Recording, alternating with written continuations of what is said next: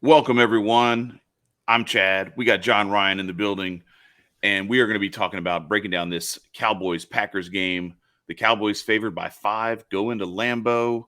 John Ryan, what do you think about this one? Well, I'll tell you, Aaron Rodgers, I think single-handedly should take full blame for the way the Packers have played because, after all, if you're getting thrown under the bus and say you are a rookie, it doesn't feel too good. Mm-hmm. And I think that's a lot of the reason right now that the chemistry is so bad. And his body language has been the worst of his career. Mm-hmm. And that one press conference I remember where they lost the game, and his reply was, well, I just set my career best quarterback rating. If I'm a player with a quarterback like that, I'm not exactly going to hang out with him at a bar and have some beers and have some fun. Yeah. And I think That. that is part of the problem. And of course, that's subjective, and it's very Mm-hmm. hard to measure that. But they are in a downward spiral. I will give you this little system here, and then you'll see where I'm coming from because I'll tell you up front where I'm coming from. I think this game plays under. You're talking about a Mm. Cowboys defense that some say is top three. I can make a case that they're the best defense in the I NFL. I agree. I agree. Yep. And then followed by the Eagles. So I can't wait for that showdown to happen in the Mm-hmm. weeks ahead. But in this one, the Packers, what do good coaches do? And we've talked about this many times on the shows. They go back to the fundamentals. The reason they're losing is because the defense has been gashed. And about 90% of the games that are bad losses, it's either the offense sputtering, but more times than not, it's the defense that has really Mm-hmm. played bad. Mm-hmm. So I think both defenses are going to bring the load. And of course, the Cowboys defense is monumentally better. But I do think this plays under, and you're going to bet under when the totals between 42 and a half and 49 points.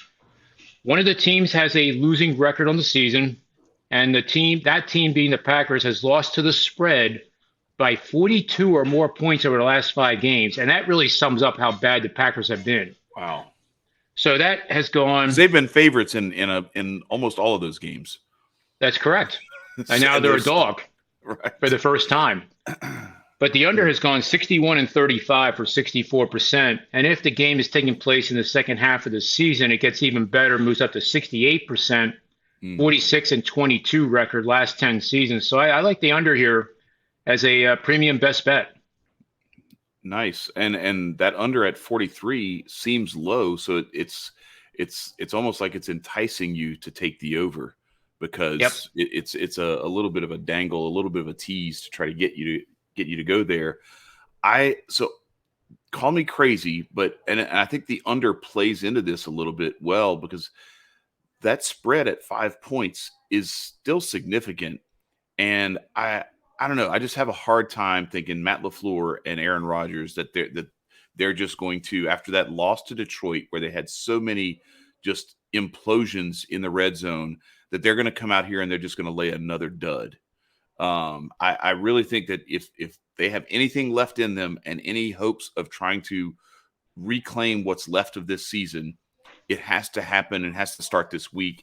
And so while they may not actually beat Dallas in this game, I I have a hard time thinking they can at least keep it close. They were that Mason Crosby field goal away from covering against the Bills a couple of weeks ago in Buffalo. I Yep. haven't forgotten that. And that's a much better overall Bills team than this Dallas, a team that's much more capable of blowing you out than this Dallas team is. Yep. And so I could totally see them getting some of these things right. And I'm with you on that Aaron Rodgers, the body language thing, and that comment that he made about his quarterback. It reminds me of LSU played Oklahoma in the national championship back in 2003, and Bob Stoops. LSU had the number one scoring defense, and Oklahoma had the number one overall yardage total defense or whatever.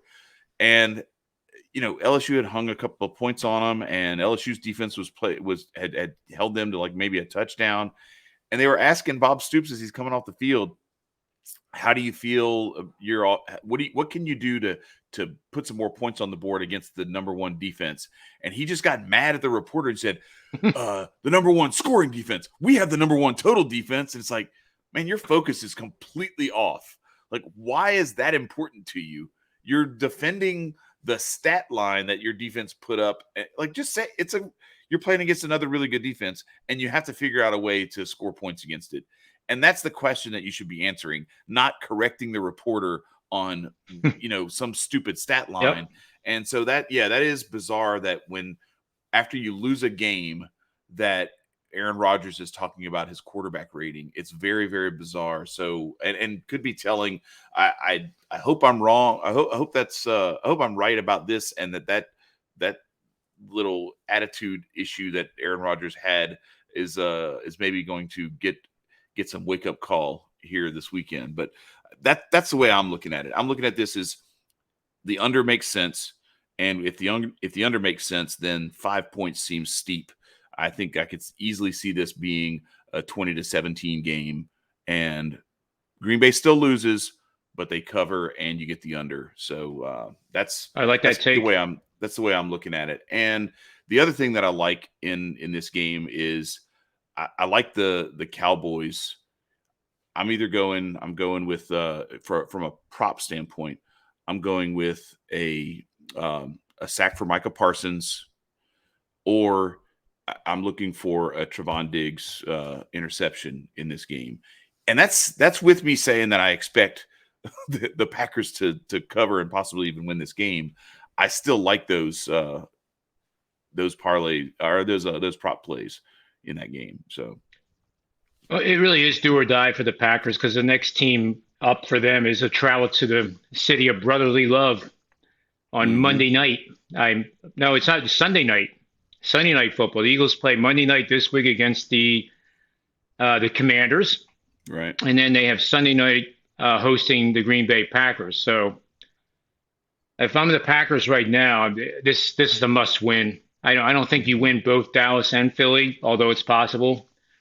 But if they're a 5-point home dog to Dallas, what are they going to be in Philly? 9.5 easy. Yeah, it's mind blowing. It's gonna be ugly. Yeah. And you're right. Like if they don't win this game, then you have to beat Philadelphia, or your season's pretty much over because they're 3-6 right now. So like you've got to get a win in these next two, or it's over. It's done. You're done for. So that's the way I'm looking at this. And there's at every point along the way in every season. First of all, I remind people that Green Bay was one of the teams that everyone had as one of their NFC representative candidates for the Super Bowl. So this is the same roster. Aaron Rodgers isn't out for the year or anything like that. They don't have a whole lot of major injuries. I know they had the linebacker that got hurt in their last game towards ACL, but that those kinds of things happen to every NFL team throughout the season. This is not a season breaker. And plus, he's been healthy for the games that they went 3-6 in. So that's not the problem. There's still something that they can find a way to right the ship with. And I also remind people that this is the same kind of situation that who expected the Jets to beat the Bills this past weekend?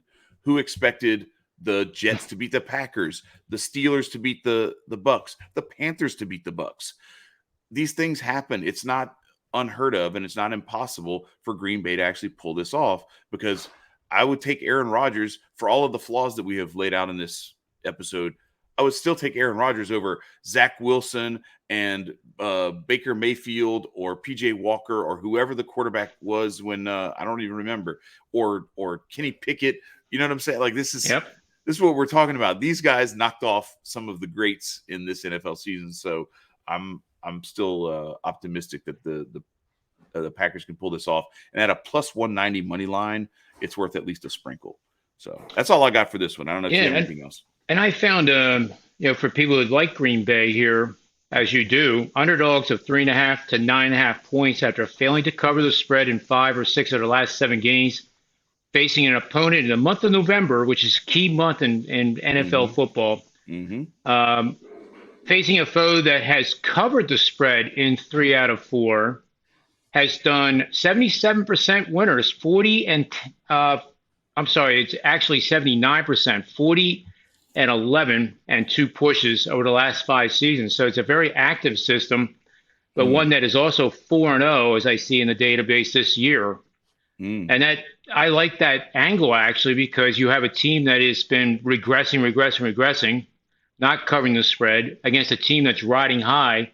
And what do we see in the NFL? As you said, we had the Jets, which I must admit I did have, Chad. Uh-huh.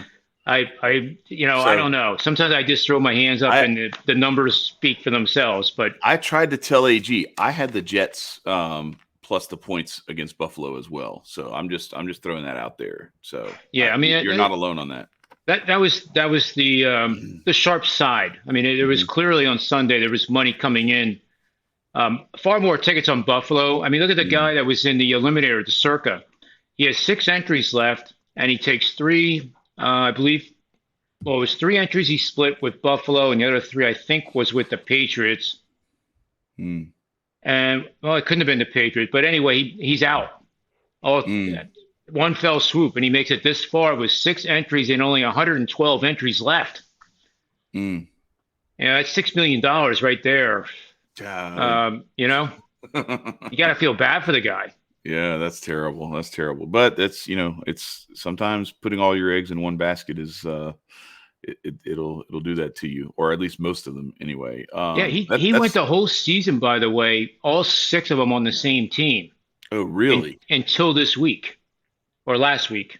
Oh wow. Yeah, it's crazy, isn't it? That is crazy. Wow. Well, it happens. Well, all right. So I like that angle. That's interesting. And my model had the Jets covering the 13. It was Buffalo -6 by my model, but as we all Yeah, know, the spread was 13 and a half, 12 and a half, somewhere in that range. So it was, to me, that was easy money to go and I get that. agree.